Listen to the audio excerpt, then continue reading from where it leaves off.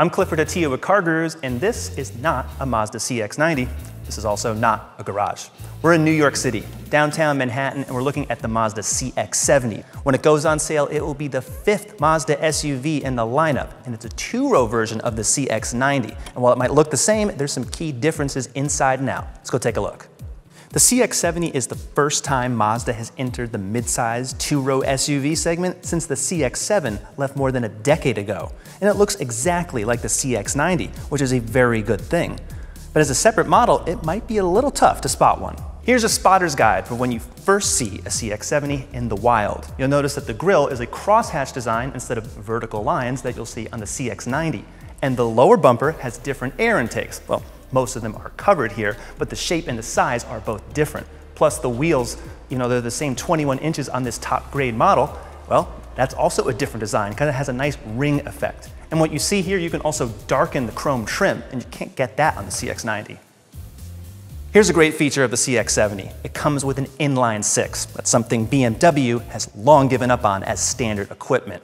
Turbocharged, mild hybrid, similar numbers that you'll find in the CX-90, 280 horsepower, up to 340 horsepower you can expect, or you can get the plug-in hybrid version, 2.5-liter inline-4 with over 330 horsepower, and figure about 26 miles of EPA estimated range. Those numbers aren't official yet, but take my word for it, it's probably gonna be good. So here's a visual trick. The CX-70 is exactly the same size as the CX-90, same wheelbase and the same length. In the photos, you might think it's shorter, but inside is where it really counts. Because there's not a third row of seats, you're gonna get extra cargo space. Mazda hasn't specified yet, but in the CX-90, when you fold the third row down, it's 40 cubic feet. Now it's the same 75 cubic feet, most likely, when everything is folded. It's a pretty good sized SUV. A practical feature, there's now a remote seat button. You can fold both of the benches down 60/40, and there's also, if you order the plug-in hybrid, 1,500 watts of power here in this AC outlet. And if you flip this up, I don't know if you want to use a wrench or anything, but I would prefer to use that. Some under tray storage here, more space than you'll find in the CX-90. Out back, you're getting the same pretty taillights, but a slightly different lower bumper, different plastic inserts, and different looking reflectors.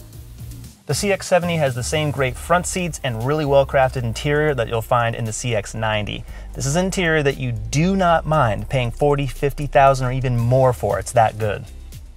Exclusively on the CX-70, you can get red Napa leather that's inspired by the 100th anniversary Miata that came out for 2020. I love how this looks. There's a lot of different color combinations. When you look around and poke around especially, it feels good. Everything you look at and touch feels high quality. Everything else on this interior is identical, so unless you're looking in the rearview mirror or behind you, you'll think this is the CX-90. The measurements aren't out yet, but it does feel slightly roomier back here, and it does feel slightly more recliny, because you can do this. You can't do that with the bench seats on the CX-90. But right now, there's no captain's chairs available on this model. If you were expecting an update to the infotainment, sorry, it's still the same old system. Even though this is a larger 12-inch screen, it's not a touchscreen unless you're using wireless Apple CarPlay and Android Auto, but even then, it's not as easy to use. You're still using a rotary dial and shortcut buttons. And for 2025, this is very disappointing. However, if you go in here, there's lots of settings and it is easy to use when you're parked especially, but the fact that Mazda isn't updating this system to really go with all its competition and really just gut this whole thing, I'm hoping they'll do it soon, but this is really the only bad part of the CX-70. However, there's a new feature. Amazon Alexa is fully integrated for the first time, and that's something you can't get yet in other Mazdas. Upper trims have this fully digital instrument panel that has special views like this if you're using the iActive semi-autonomous driving, and if you're not, well, you get this view. There's no full screen maps, but if you toggle the info button on the steering wheel, you get some small information on this side. I wish Mazda was going to do a little bit more, and hopefully they will by the time this comes out, because it is a very crisp and clean system. The CX-70 goes toe-to-toe with the BMW X3 and the Mercedes-Benz GLC, yet it can also go against the Honda Passport and the Hyundai Santa Fe. That's the thing about Mazda. They go in two different price categories and encompass a wide array of buyers. The The CX-70 goes on sale this spring. You can expect prices to be a few $1,000s less trim by trim than a CX-90. So while you're waiting, you should watch our CX-90 full test, and we can't wait to get our hands on one of these when these cars come out, because it's Mazda, it looks good, and they drive well. We already know that. For full details, go to CarGurus.com, check out our YouTube, we're right here, subscribe, and we'll see you next time.